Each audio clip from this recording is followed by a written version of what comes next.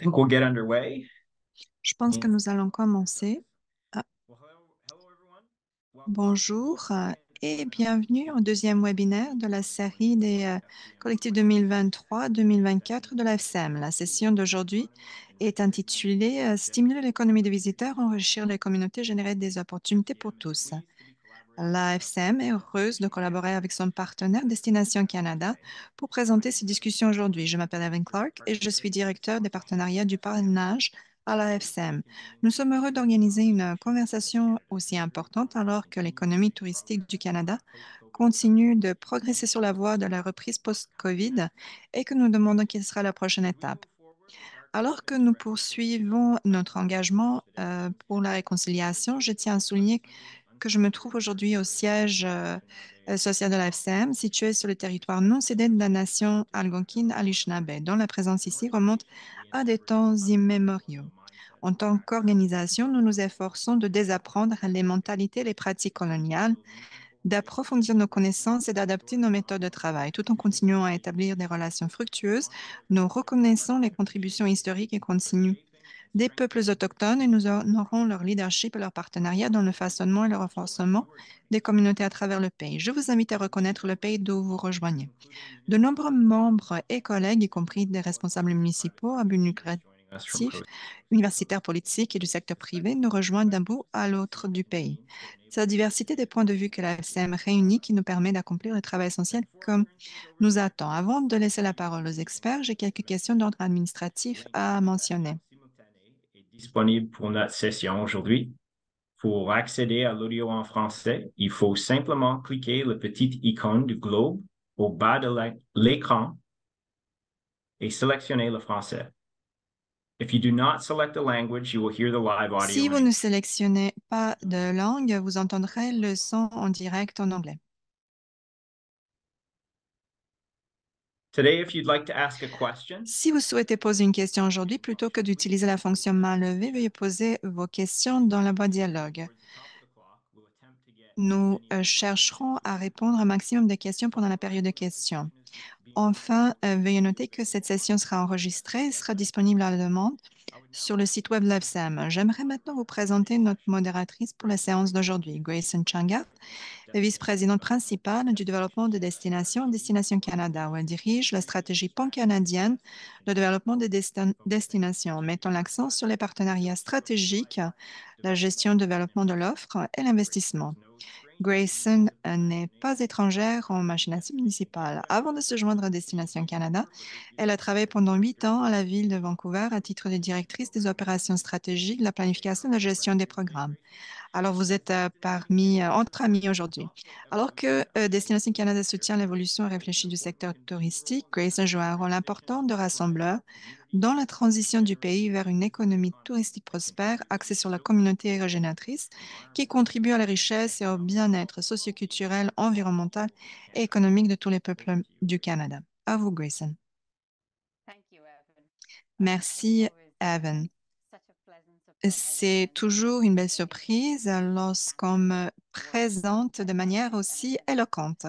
Mais merci, je l'apprécie énormément. Alors, comme Yvonne a mentionné, je suis la vice-présidente principale à Destination Canada. J'ai été au service communautaire, donc la communauté a été vraiment une priorité. C'est comment nous avons décidé qu'à Destination Canada, alors qu'on travaillait sur le développement, qu'on serait axé sur la communauté. On voulait faire en sorte que cela se trouve au cœur de tous nos travaux. Pour vous donner une idée, je vais vous présenter le travail de Destination Canada auprès des communautés. Je vais modérer un panel avec le maire Al Rain en Colombie-Britannique, maire Warnoth de Alberta et troisième de Nouveau-Brunswick. En fait, nous allons accueillir les questions de l'auditoire. Alors, comme Evan a mentionné, il faut les noter dans la boîte de dialogue. Nous aurons l'occasion de répondre aux autres questions après la discussion. Donc, nous allons commencer par la présentation sur Destination Canada. Nous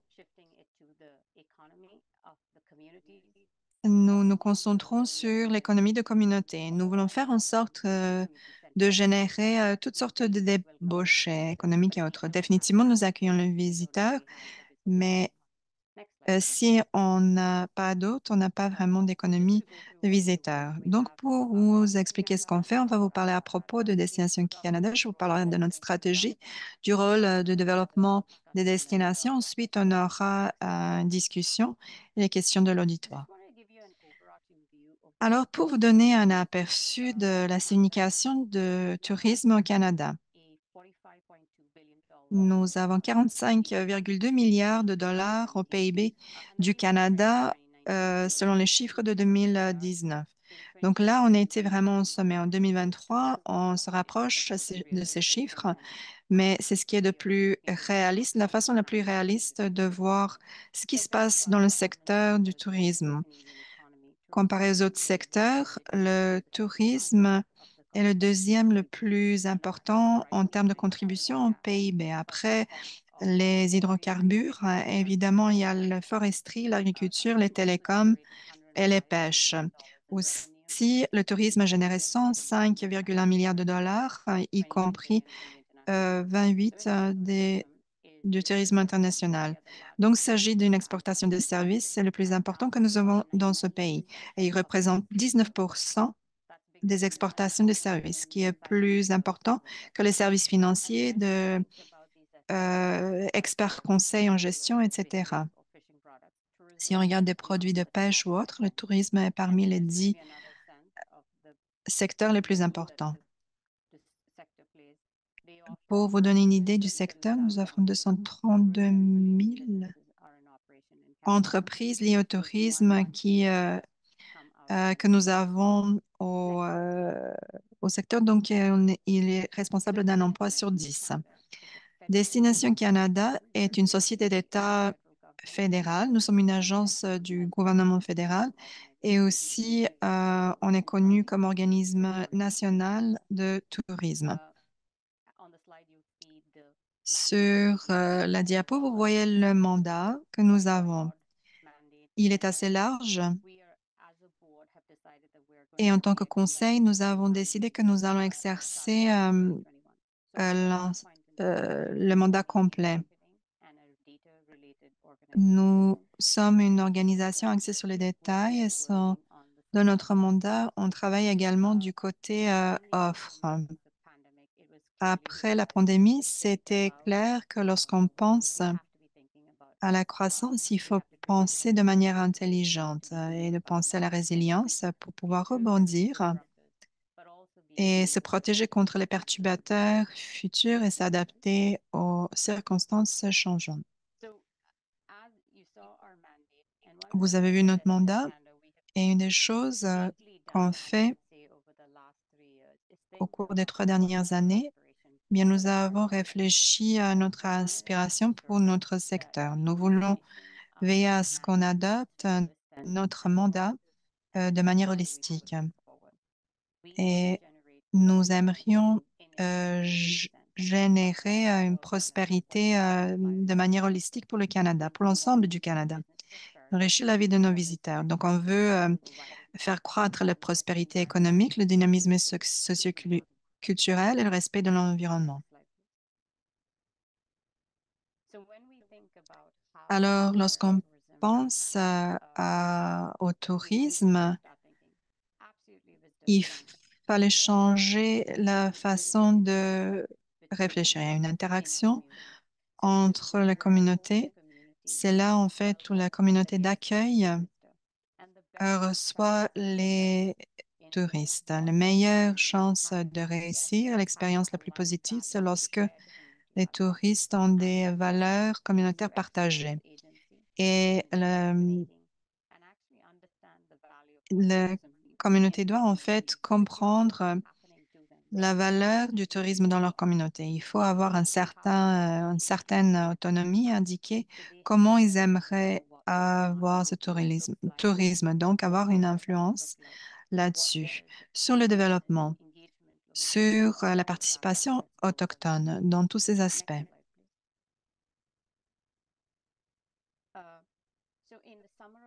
Alors, en été 2023, le ministère du Tourisme a lancé une stratégie de croissance du tourisme fédéral. Pour appuyer cette stratégie de croissance, Destination Canada va publier son propre stratégie pour 2003-2020, 2030 pour atteindre des cibles et aussi respecter nos inspirations. Donc, on veut générer du bien-être pour l'ensemble du Canada. Si on parle de prospérité, bien-être, on ne parle pas juste de prospérité économique, mais environnementale, linguistique et autres.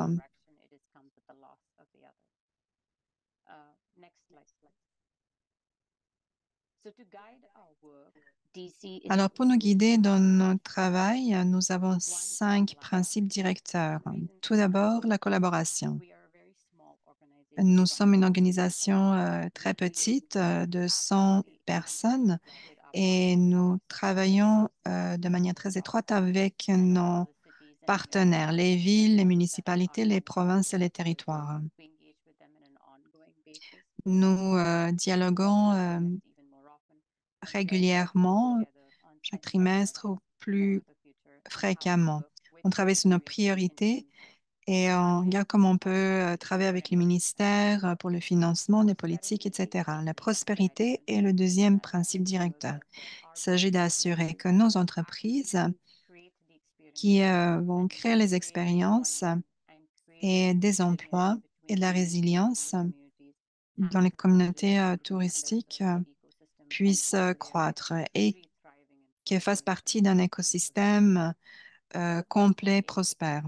Troisièmement, soutien public.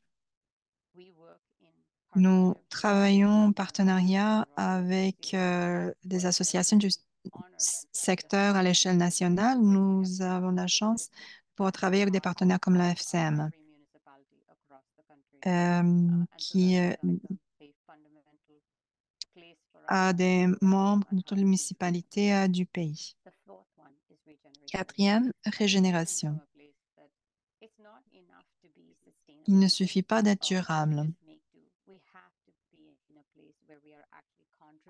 Il faut qu'on puisse contribuer à la communauté de manière positive, nette, qui ait des bénéfices pour la communauté.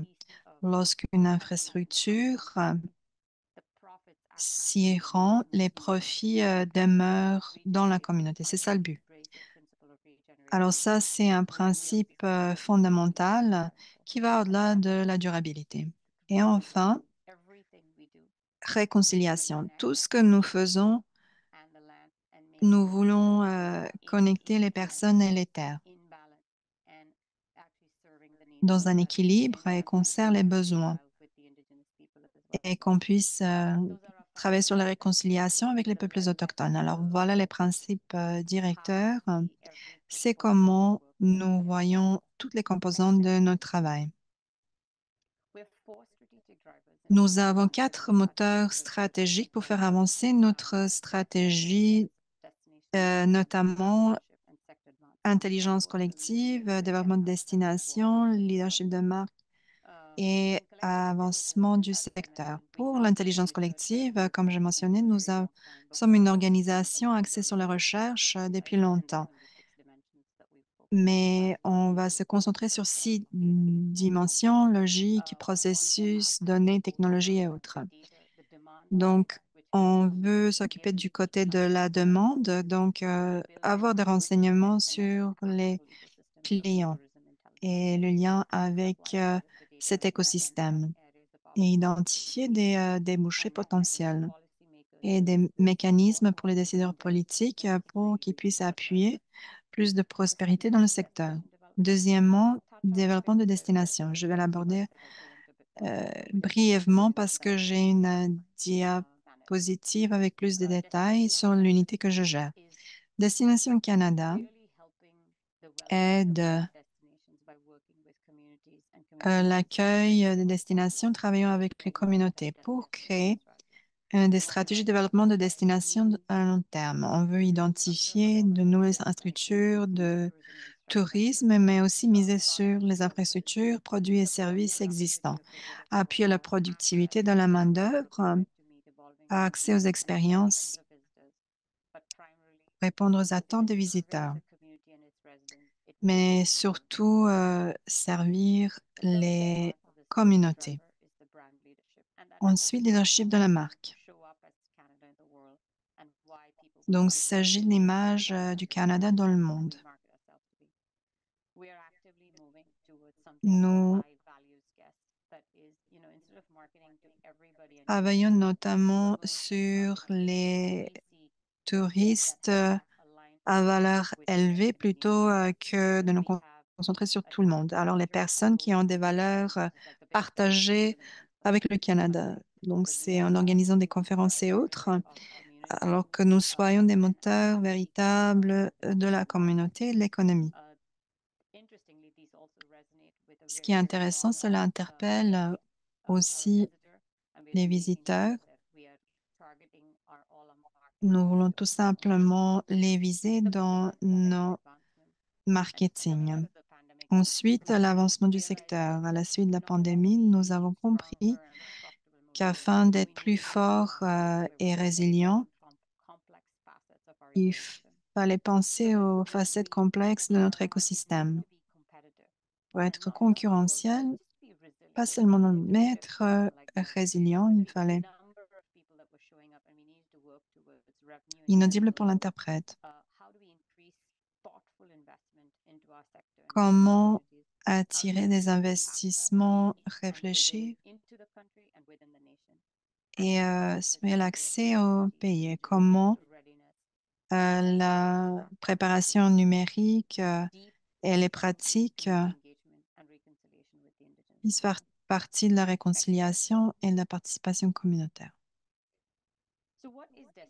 Alors, qu'est-ce que c'est au juste le développement des destinations? Si vous pensez aux aspects économiques, le marketing est perçu comme la demande et l'offre, c'est le développement de destination. Comment pouvons-nous travailler avec les partenaires pour donner des raisons aux visiteurs de venir au Canada et y demeurer, pour qu'ils vivent ce que nous avons à offrir, notre authenticité, mais aussi à apprécier ce que le pays a à offrir, les gens, les endroits et la culture.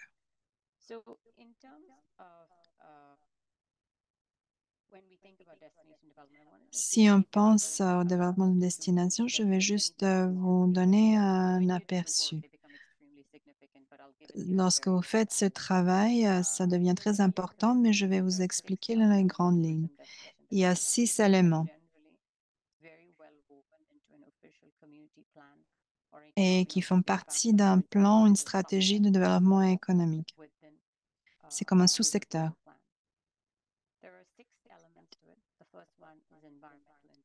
Premièrement, intégrité environnementale. Dans le monde du tourisme, on s'occupe de la biodiversité, la flore et la faune. Il faut les préserver. Deuxièmement, accès aux infrastructures et son amélioration. Donc, il faut penser à la manière dont les gens se déplacent, dorment et travaillent dans la communauté. Ensuite, collaboration. Nos partenaires doivent participer au processus de développement.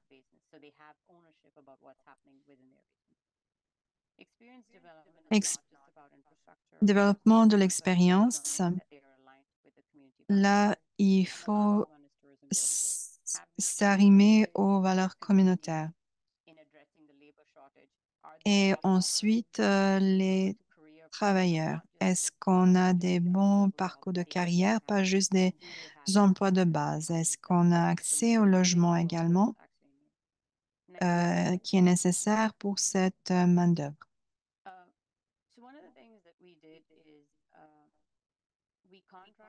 Nous avons engagé une agence externe pour nous aider à réévaluer pour voir quel est le rôle de Destination Canada, du développement de Destination Canada, parce que c'est assez régional et on ne voulait pas créer de la concurrence ou de dédoublement. Alors, il y a plusieurs choses qui ont ressorti. Et il y avait le rôle de rassemblement.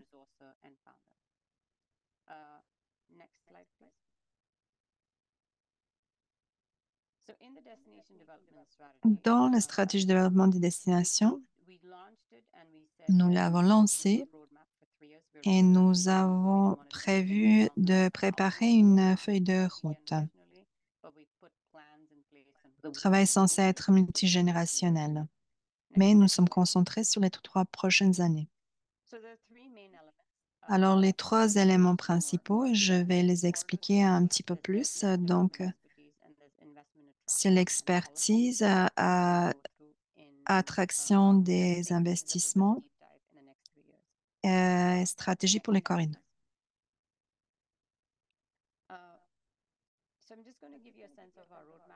Alors, pour vous donner une idée de la feuille de route, j'ai souligné quelques éléments qui pourraient vous intéresser. Premièrement, j'ai parlé des stratégies pour les corridors. Nous avons lancé une stratégie en 2023 avec 16 soumissions. Il y en a 3 qui ont été sélectionnés. Le réseau qui est le plus jeune, et c'est celui-là qui travaille dans le Yukon et les territoires. Donc, les sites de l'UNESCO dans l'Atlantique, dans 3 provinces. Et les durables de la Colombie-Britannique vers l'Alberta. Aussi, il y a un programme de cartographie, tous les points d'intérêt touristique, mais qui comprend les transports et la population. Cela pourrait intéresser les communautés. Lorsque vous pensez à votre propre région, peut-être c'est là qu'on peut travailler. On pourrait vous offrir ces cartes afin que nous puissions travailler ensemble sur le développement de ces atouts. Aussi, il faut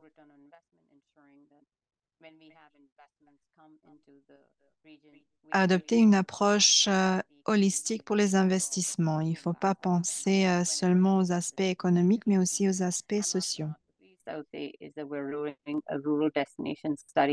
Et aussi, on a une étude sur les destinations rurales au Canada. Nous allons sûrement dialoguer avec certains d'entre vous à cette fin.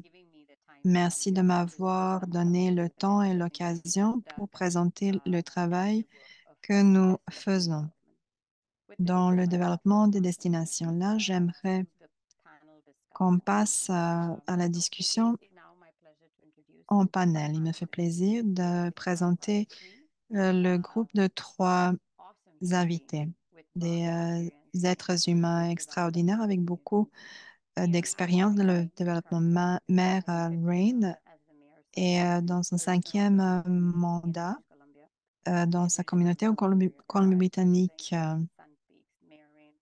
Avant, il était à Sun Peaks. Il était à Whistler avant cela et il a reçu un prix pour son rôle dans le développement.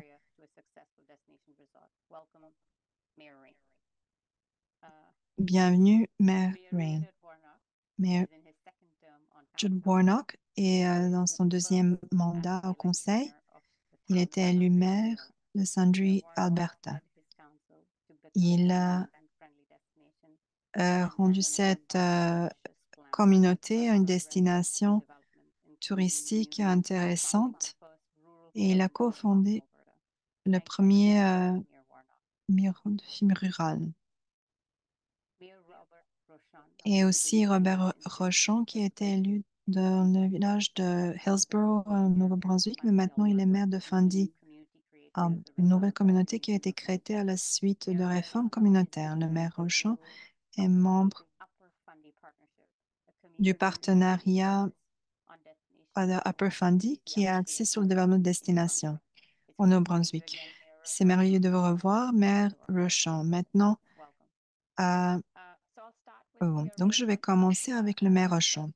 Comme avec la première question, comment le tourisme a-t-il été un agent de changement dans votre pays, dans votre communauté plutôt?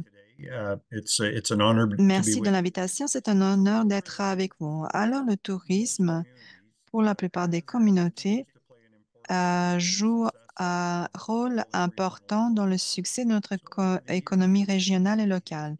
Au fil des ans, il y a eu tendance qu'on se concentre à l'économie locale en, con- en étant concurrent pour le peu de ressources. Avec la fusion des communautés au Nouveau-Brunswick, nous avons compris qu'une approche collaborative qui fait participer les autres donne de meilleurs résultats. Alors, dans le partenariat d'Upper Fundy, on se concentre sur un modèle de développement régional de destination. Nous élaborons une stratégie avec des outils pour des exploitants touristiques et des solutions numériques pour améliorer l'expérience des visiteurs. Peut-être j'aurais dû le mentionner en présentant. Alors, l'un des corridors sur lesquels nous travaillons, merci, Monsieur le maire.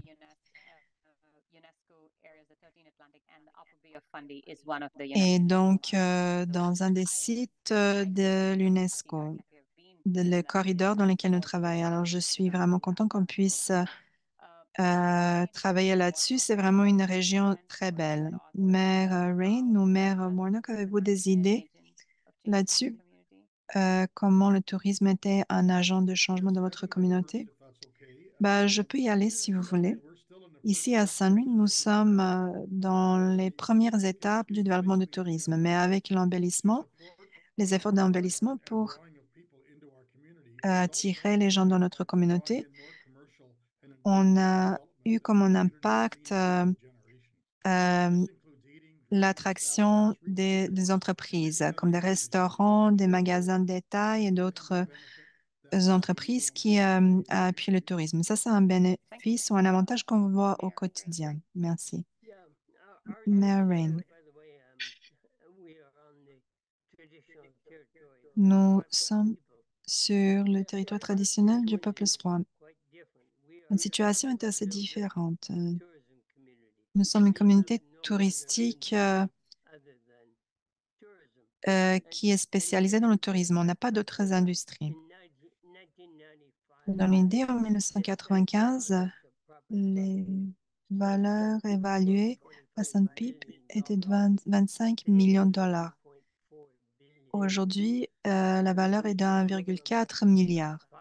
Nous avons passé de 100 personnes en population en 1995 à plus de 1500 maintenant. Donc, on a eu vraiment beaucoup de croissance, mais une bonne partie de cette croissance provient des marchés internationaux.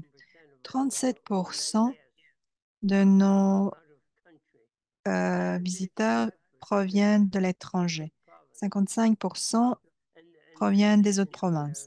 Et la grande différence là, c'est que les visiteurs étrangers, particulièrement de l'Australie, de la Nouvelle-Zélande ou des États-Unis, ces visiteurs dépensent 500 dollars par personne par jour chez nous. Donc, ils dépensent beaucoup d'argent. Notre situation est complètement différente. Nous sommes complètement concentrés sur le tourisme dans notre villégiature. Donc, vous avez travaillé sur Whistler et Sunbeam. Comment est-ce que vous trouvez un équilibre entre ces développements et la qualité de vie des résidents? Bah, comme En fait, on est vraiment construit spécialement à cette fin, notamment à Saint. Sans touristes, on n'est pas là. S'il n'y a pas de tourisme, il n'y a pas de résidents. Les emplois sont vraiment créés entièrement par le tourisme. Whistler, c'était similaire lorsque j'étais impliquée au début. Whistler, à l'heure actuelle, bon, bah, lorsque j'y étais, donc il y avait 2000 personnes. Maintenant, euh, il y en a 12 000. Inaudible pour l'interprète. Je dirais quand même que la vaste majorité des gens à Whistler comprennent tout à fait que leur vie ou leur économie dépend du tourisme. Il y a des kilomètres de sentiers pour la marche ou le vélo. On a des arénas aussi, ski de fond. Il y a des investissements de 300 millions de dollars. On a un terrain de golf, 18 trous, aussi des terrains de tennis, etc. Il n'y a pas de communauté de 1500 personnes qui a toutes ces installations. Parfois, les installations sont utilisées surtout par les touristes, mais il y a des périodes où la communauté a un accès, meilleur accès à tout cela. Je pense que notre communauté apprécie. Nous avons les installations et le mode de vie qu'on ne peut pas trouver dans la plupart des petites communautés rurales. Bon, c'est là qu'on parle de pouvoir de l'autonomie des collectivités. On comprend mieux lorsque les résidents peuvent participer là. Vous avez trouvé un bon équilibre entre l'économie des visiteurs et son impact. Pas nécessairement l'impact, mais comment, quelles sont les répercussions positives. Maire Warnock et Maire Range, je sais que c'est pas Worcester et Saint Peaks, mais dans vos régions, est-ce que vous devez maintenant commencer à parler de cet équilibre éventuellement? Yes, I can go with that. Go ahead, Mayor Warnock. Thank you. So when you try and lead your community, Lorsque vous cherchez à diriger votre communauté, on va vous poser des questions. Est-ce que le tourisme est la seule réponse? Mais lorsque vous cherchez à améliorer les installations comme les centres d'art, les célébrations des peuples autochtones, les parcs et les centres de loisirs, cela a un impact positif sur la fierté communautaire. Si on travaille de manière consciente avec la communauté à l'esprit, ça va améliorer la qualité de vie des résidents. Donc, on essaye de promouvoir cela à chaque occasion. Merci, Maire Warnock, Maire Rochon.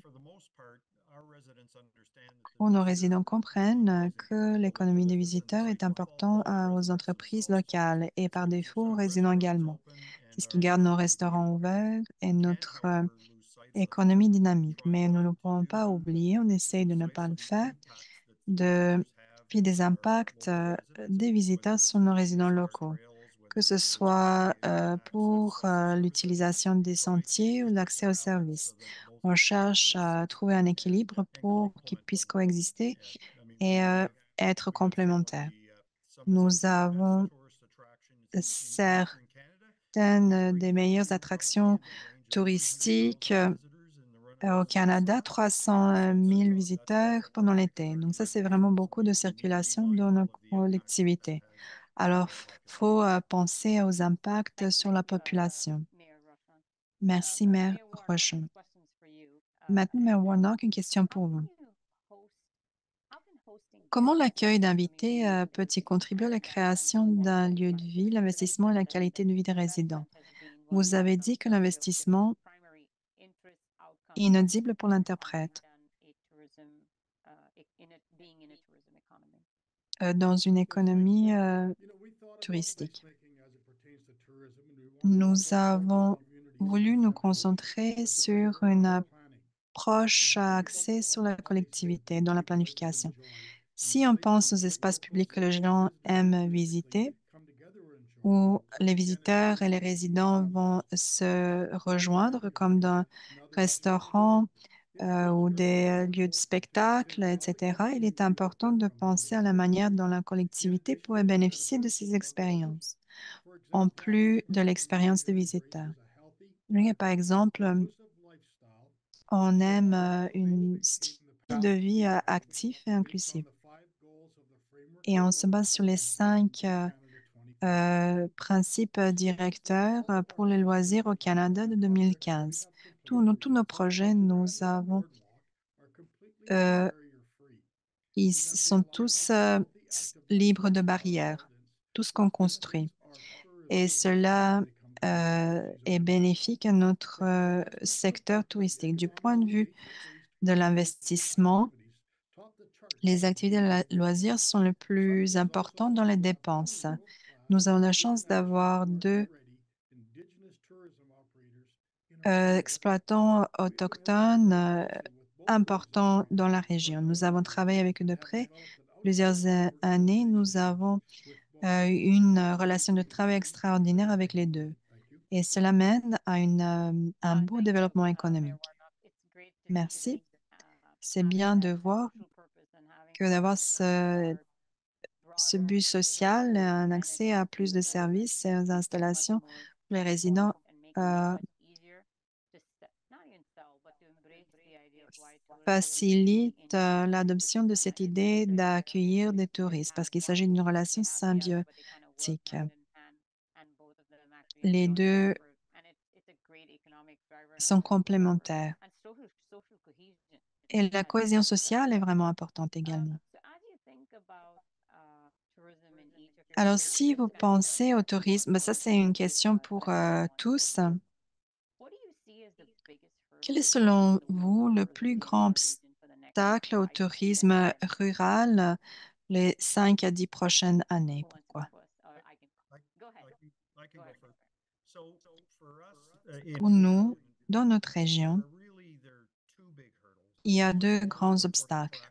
Premièrement, attraction de la main-d'œuvre et logement adéquat pour cette main-d'œuvre. L'une des destinations touristiques les plus populaires est une collectivité qui est à 9 km de la ville de Moncton. Donc, attirer de la main-d'œuvre et trouver des logements est difficile. Aussi, l'infrastructure adéquate. La collectivité d'Alma, qui est côté du parc national de Fundy, a une population en hiver de 250 personnes, mais en été, il y a plus de 5000 personnes par semaine qui passent par cette collectivité. Et nous avons des systèmes d'eau assez limités. Donc, si vous suivez ce qui se passe dans les nouvelles locales, ben, l'approvisionnement en eau est réduit en été. Donc, nous avons réussi à avoir 12 millions de dollars d'investissement des gouvernements fédéraux et provincial pour pouvoir répondre aux besoins à court terme.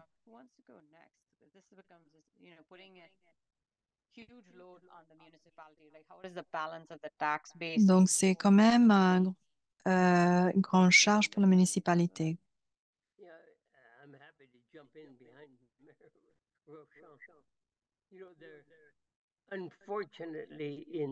Malheureusement,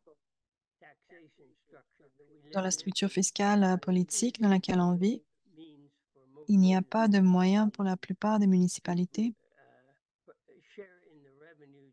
à partager les recettes générées par les touristes. Et ça, c'est un problème majeur pour le Canada, selon moi. Le coût mentionné par le maire Rochon, si vous avez 10 fois le nombre de visiteurs, comparativement à la population locale, il faut avoir une infrastructure qui est 2 à 4 fois plus grande que les besoins de la population locale. Et il faut construire des attractions. Nous avons 3 façons d'attirer les fonds d'investissement: l'imposition ou les taxes, les subventions au secteur privé. À Sun Peaks, nous avons pu attirer le secteur privé, comme j'ai dit, plutôt 1,4 milliard de dollars. Chalets, hôtels et infrastructures touristiques. Mais lorsqu'il s'agit d'élargir ces attractions et de gérer les coûts quotidiens du tourisme, il est très difficile de mettre ce fardeau sur les résidents locaux en taxes foncières.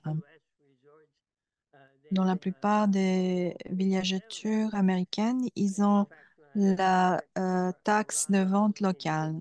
Si je regarde nos rivaux au Colorado, ben, ils touchent 3 ou 4 fois plus de recettes en taxes de vente qu'en taxes foncières. C'est difficile à compétitionner avec ce genre de financement. Merci, ces 2 points sont vraiment importants. Les taxes sont toujours une question pour le tourisme. Donc, la répartition et l'influence. Maître Warnock, oui, on dit toujours que cela revient au financement. C'est la vérité. Je suis d'accord avec le maire Rain. Il faut voir comment on peut obtenir ces fonds. Comme la plupart des collectivités font face des difficultés d'infrastructure, la pénurie de logements, par exemple. Comme le maire Rochon a dit, c'est difficile d'attirer la main-d'œuvre dans les collectivités pour développer le tourisme. Mais depuis, beaucoup de municipalités euh, face à des baisses de bénévolat. Donc, on a des exigences plus importantes de dotation.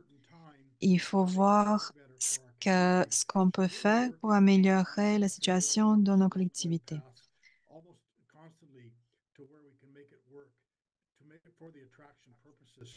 Nous avons besoin des travailleurs et de l'argent. Si vous permettez, il y a une autre complication. Dans la plupart des villégiatures, l'immobilier est cher. Le coût de la vie est plus élevé que dans les collectivités non villégiatures. En fait, le logement pour les résidents locaux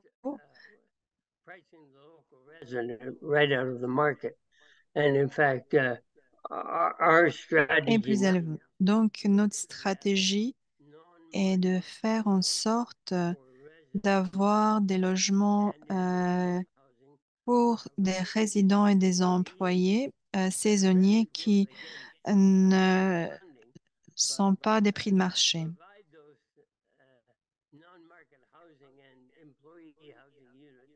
Il faut avoir ces logements donc avec une certaine subvention qui serait nécessaire. Et ça, c'est un problème majeur,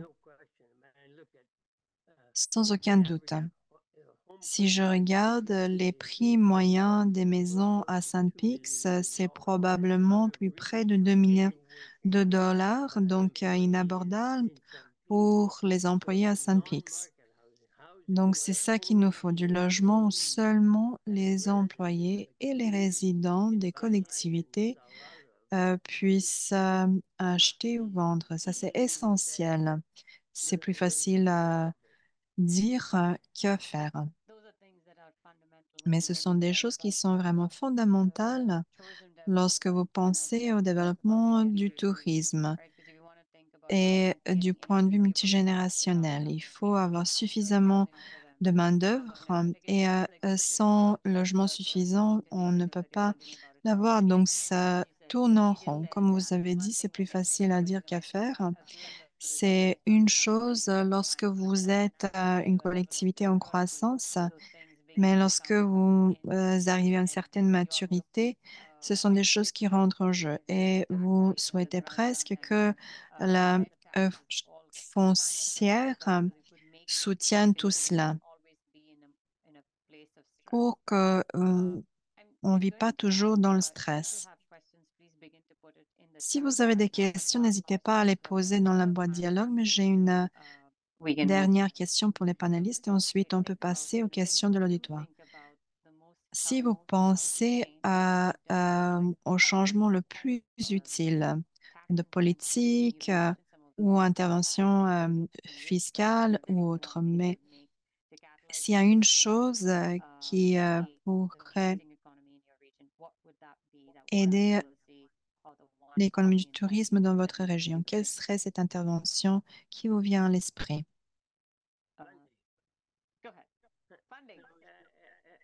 Financement. Oui, absolument. Côté financement, je dois souligner qu'en Colombie-Britannique, il y a une taxe municipale en fait de district, 3% sur les logements. Et cela revient aux collectivités locales pour qu'elles puissent utiliser pour faire du marketing de leur communauté. C'est quand même important. Et de plus, il y a 14 municipalités de villégiature qui vont recevoir une portion des taxes d'hôtel. Ça, c'est un financement important. Donc, nous avons des sources de financement qui, en fait, en dehors des taxes foncières. Et ça nous a aidés. Est-ce que c'est assez? Non. Et c'est le secteur d'hébergement qui porte pardon, et les ministres provinciaux des Finances dans une certaine mesure. Mais sans aucun doute, le financement est une question cruciale pour les collectivités rurales. Pour les villes plus grandes, ce n'est peut-être pas le même enjeu. Oui, je pense qu'elles veulent également avoir du financement, mais pour d'autres raisons. C'est différent. Maire Champ, Maire Warnock. Pour enchérir ce que mentionne Maire Rain, dans notre réforme de gouvernance, il y a eu aussi une réforme fiscale des municipalités et l'Union des municipalités du Nouveau-Brunswick a fait du lobbying auprès du gouvernement pour transférer une partie de ces recettes des taxes de vente et autres du carburant aux municipalités qui en ont le plus besoin. Mais en ce qui concerne les mesures plus pratiques pour les municipalités, si on regarde l'influence de la planification, le zonage des terrains pour que les entreprises puissent prospérer, encourager le développement dans les régions plus rurales, pourrait ajouter à l'offre touristique et de rendre le tourisme rural plus attirant pour les visiteurs. Dans notre collectivité, nous avons 3 anciennes municipalités qui ont fusionné et qui ont où on a beaucoup de parties rurales entre celles-ci. Donc, si on avait plus d'offres dans le rural, ce serait plus intéressant. Maire Warnock.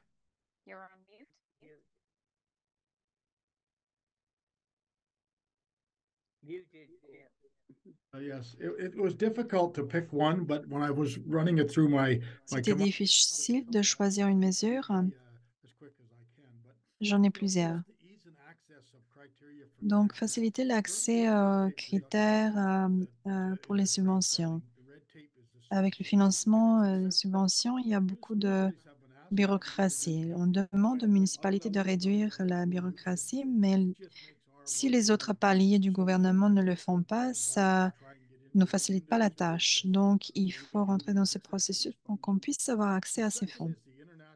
Deuxièmement, le focus au marketing provincial. Il faut inclure des municipalités rurales comme la nôtre, plutôt que les destinations touristiques comme Banff, Jasper ou autres dans les plus grandes villes qui sont déjà établies. Avec un nouveau focus sur ces destinations, ça, c'est un changement qui aiderait les collectivités rurales à attirer des visiteurs des autres pays et des autres provinces. Aussi,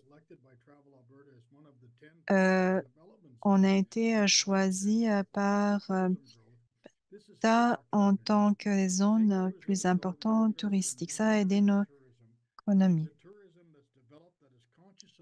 On On aimerait développer un tourisme qui contribue à l'économie locale et qui est régénérateur. Si on pense au sport, aux cultures autochtones et autres. Si on pense à cela et la réduction de la bureaucratie, on essaye d'optimiser le processus d'obtention de permis dans nos collectivités. Alors voilà sur quoi on travaille, mais ce qui serait le plus utile comme changement, c'est en fait d'avoir un bon focus. Alors pour résumer, financement, planification, fiscalité, accès aux subventions et élimination de la bureaucratie.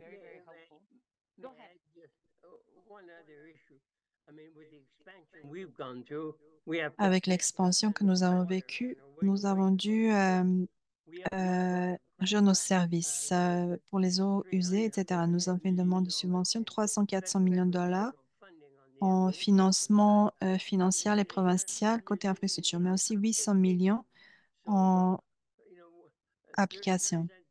30% ou 35% des collectivités réussissent. Dans notre cas, en sous pression, maintenant, vous financez 100% des coûts. Si vous ne réussissez pas, ce qui est énorme pour la collectivité. Par conséquent, notre collectivité a des dettes excessives. Nous avons été obligés, en dépit du fait que nous n'avons pas réussi à avoir des subventions provinciales et fédérales. Donc, c'était sous-financé. Très utile.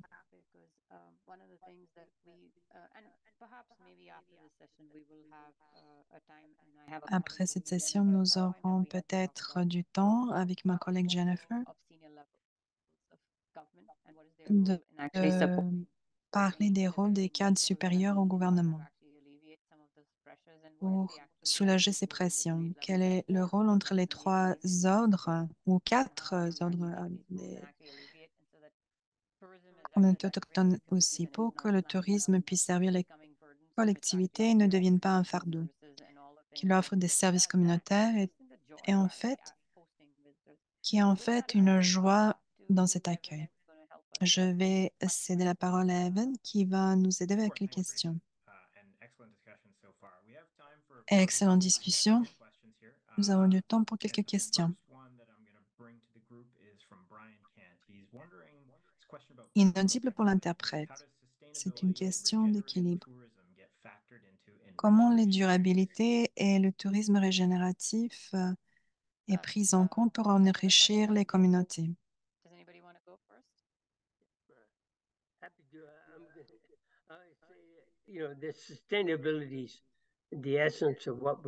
La durabilité est au cœur de ce que nous faisons.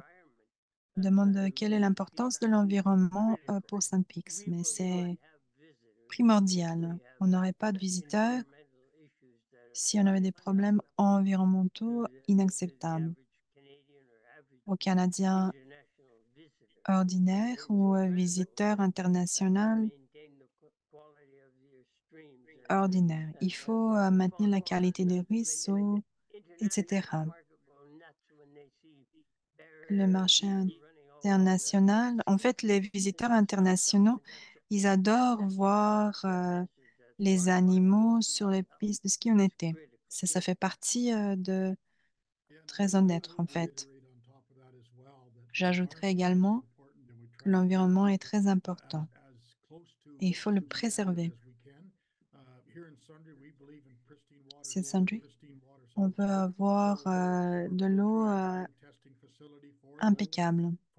On a une nouvelle installation pour l'usine de traitement des eaux usées. C'est quelque chose qu'on garde à l'esprit en tout temps.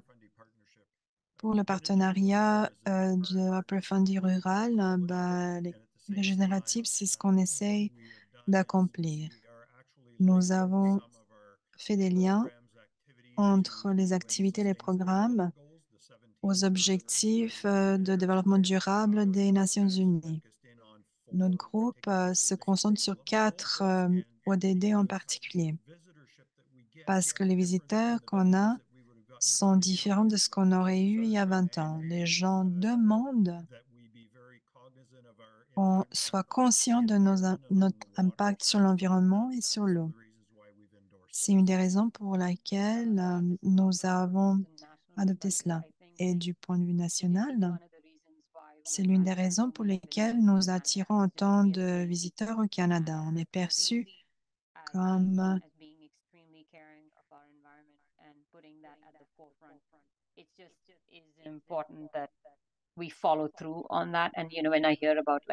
c'est important qu'on respecte cela.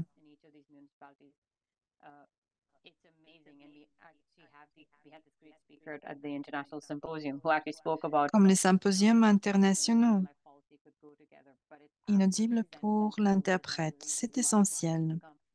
C'est pourquoi les gens viennent ici et même les gens au Canada apprécient leur propre pays. Il faut bien planifier et gérer pour être durable. Il faut avoir un bon plan.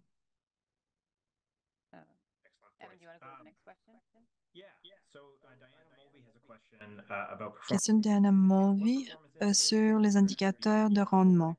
Quelles mesures et indicateurs de rendement au-delà des mesures économiques typiques comme taux d'occupation devraient être prises en compte dans le développement des destinations et la gestion par les collectivités? Allez-y, Maire Rain.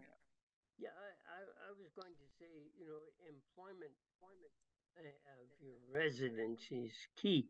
One of the things that L'emploi des résidents est clé. is seasonality. Le Canada vit beaucoup de saisonnalité dans la plupart du pays. L'été, l'hiver, souvent je me disais, heureusement, je suis dans un secteur où notre attraction principale est en hiver. Parce que 80% des Canadiens sont en vacances. Alors qu'en été, on essaye d'aller à la pêche. C'est beaucoup mieux d'aller pêcher. Donc, c'est bien qu'on a une bonne saison hivernale. Mais on a quand même 65% plus de notre économie qui se fait en 5 mois. Donc, 139 millions de dollars en économie en 5 mois. Nous devons quand même garder les gens employés hors saison. Et ça, c'est une mesure qu'il faudrait suivre en tant que collectivité. Un objectif que nous avons dans notre région, et comme le maire Rain a dit, on est axé sur des saisons touristiques, mais on essaie de l'élargir hors saison. Donc, pour qu'on puisse avoir un secteur de 365 jours par an. C'est ça notre but. Outre la prospérité économique, les indicateurs de rendement pour nous seraient de pouvoir prolonger la saison. If I could just say one thing is that we try to work into our service level documents. Nous cherchons de l'intégrer à nos documents de service. On a 20 à 30 000 qui passent par notre municipalité, notre petite ville, chaque week-end dans les mois de l'été. Donc, c'est le contraire du maire Rain en hiver. Donc, on essaye d'avoir cela dans nos services. Et on essaye d'intégrer cela dans le plan de développement municipal qui est en rédaction en ce moment. Pour gérer la question de hors saison, c'est plus facile à dire qu'à faire encore une fois. Ça, c'est du vrai boulot. Je voudrais parler des questions de l'emploi parce que c'est important. L'emploi saisonnier est une excellente occasion pour les gens inaudibles pour l'interprète. Mais si vous vous engagez à des emplois tout au long de l'année, c'est plus bénéfique aux employés. Vous pouvez mieux gérer les pénuries parce que les gens, ils peuvent avoir un ménage et ce sont des gains à plus long terme. Si on peut passer de la saisonnalité pour avoir cette inaudible pour l'interprète, c'est plus intéressant comme secteur pour attirer les employés. Merci Grayson et merci aux maires Rain, Rochon et Warnock. Et merci à Destination Canada. Merci d'avoir partagé votre expérience locale. Nous publierons cet enregistrement sur le site de la fcm.ca dans les prochains jours. N'hésitez pas à partager avec vos collègues. Si vous avez apprécié la conversation d'aujourd'hui, rejoignez-nous pour notre prochain webinaire collectif le 31 janvier. Où nous discuterons des opportunités, des obstacles liés à la mise en place de projets de biogaz, gaz naturel renouvelable dans votre collectivité. Joyeuses fêtes à tous. Merci.